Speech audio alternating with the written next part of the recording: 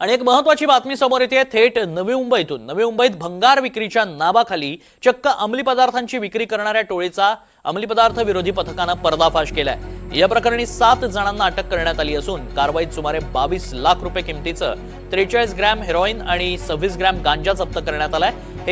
ही कारवाई नेरूळ सेक्टर 28 इथं रेल्वे रुळाच्या परिसरात करण्यात आली आहे। अधिक माहिती जाणून घेऊ, आमचे प्रतिनिधी राहुल कांबळे अधिक माहिती देतात। राहुल, काय नेमकं कारवाईत करण्यात आले, किती जणांना अटक झाली आहे?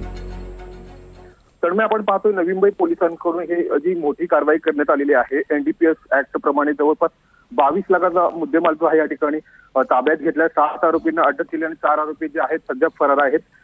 या ठिकाणी आपण बघतो नेरूळमध्ये भंगारचं दुकान आहे आणि भंगारच्या दुकानामध्ये जवळपास 22 लाखाचं हेरोईन सापडलं होतं। त्याच्या अगोदर सुद्धा नवी मुंबई पोलिसांनी खूप मोठ्या प्रमाणात जे आहेत नायजेरियन वगैरे आहेत अशा प्रकारचे आरोपी अरेस्ट केले होते। आणि ही जी कारवाई आहे आपण पाहतोय जवळपास 20 ते 22 जणांना अटक केलंय। म्हणजे भंगार दुकानाच्या आडमध्ये हिरोईन विकण्याचं काम जे आहे या ठिकाणी चालू होतं आणि पोलिसांना ह्याची माहितीनंतर पोलिसांनी धाड टाकली आणि बेकायदेशीर सिडकोच्या जागेवरती जे आहे भंगार विक्री ते काम करत होते आणि त्याच्यानंतर हे सगळं निदर्शनानंतर पोलिसांनी जे आहे कारवाई केली। कारवाईमध्ये जवळपास 22 लोकांना अरेस्ट केलेलं आहे। तर धन्यवाद राहुल, आपण दिलेल्या सगळ्या सविस्तर माहितीसाठी।